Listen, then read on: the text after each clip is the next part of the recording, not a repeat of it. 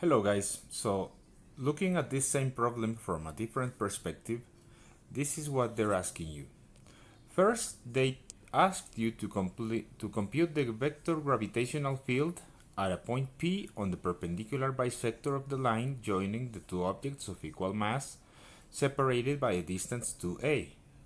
Now, we got to the point where you could say that this gravitational field was G equals negative 2G M R over R squared plus A squared to the power 3/2 I, because this is a completely horizontal vector.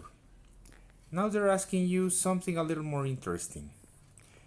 In part D they ask, explain physically why the magnitude of the field should approach 2gm over r squared as r goes to infinity. And the second one, prove mathematically that the answer to part A behaves correctly in this limit. That is to say, they want you to show that as you take point P farther and farther away from the two masses, then your gravitational field vector behaves like this. So let's go there. So how do we show this both physically and mathematically in a way that makes sense? First of all, let's consider both of the masses, m here, m here. Let us consider the y-axis in which the distances a are fixed, and the x-axis in which you have a variable position for point P over here. Now, what we have said is that the gravitational field is over this way, and it has a vector representation of negative 2gm r over r squared plus a squared to the 3/2, where this distance r is this. Now, from a perspective of physics, taking a larger and larger r means taking this point further and further away from the midpoint over here. And so, if your r is growing to be very, very large, that is going almost to infinity, what you are saying is that basically, from a physics perspective, these two masses are very much far away. And so, from a very far distance away, they look like only one mass. So you might consider that this is a unique mass to m. And if this is considered as a particle because it's very far away, then your formula for your gravitational field, g times mass divided by distance squared, simply becomes g 2m, because that's the total mass, over r squared.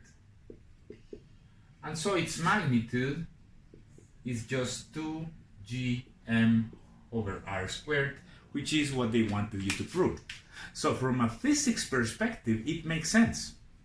Now, we need to show that this is true by mathematical procedure. And so, if we do that, let us consider first that what you had at the beginning was this field minus 2gmr over r squared plus a squared to the 3/2 I. Now, we only care about the magnitude. We want to know what happens with the magnitude if your R is very, very large. Now, that's called a limit. You want to get the limit as R goes to infinity of the expression 2gmr divided by r squared plus a squared to the 3/2. Now keep in mind that everything except the r is a constant.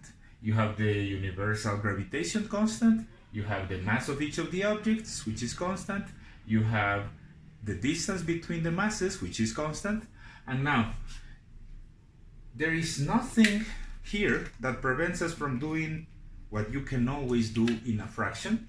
You can multiply times the same quantity upstairs and downstairs in the denominator and the numerator. So this is 1 over r because that's convenient for us, and we're going to multiply times 1 over r here, and in that case you will get the limit as r goes to infinity of, notice how the r cancels out in the numerator, 2gm. Now in the denominator what you have is a power of 3/2, so it will be convenient for you to write this in the same manner. So one way to do that is to multiply times 1 over r to the 2/3 raised to the 3/2. We know that's the same thing because the exponents are supposed to cancel each other out, and so this is the same as 1 over r. But now you are able to write that inside of this parenthesis, and so your limit becomes the limit as r goes to infinity of 2gm over r squared divided r to the 2/3 plus a squared divided r to the 2/3 to the 3/2. Now let's keep in mind that there is a certain very convenient limit that you want to use.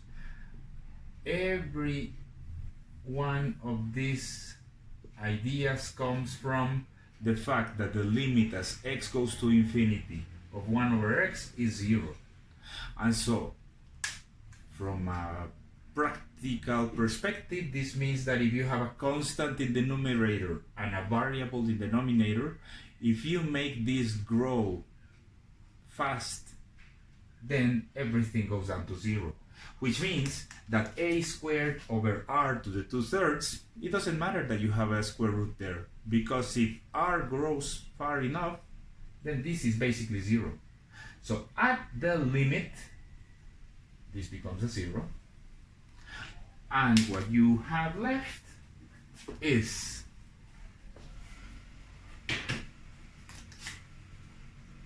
(2gm) over r to the 4/3, you subtract the exponents, to the 3/2. Subtract exponents here, take the limit over here, which is 0, and so you don't need to do the limit anymore because you already did it. And this is the same as 2gm over r to the 4/2, which is the same as 2gm over r squared, which is the expression that we were looking for. So mathematics agrees with physics, and you are saying that from a very far point, the two masses behave basically as one. Thank you very much for watching.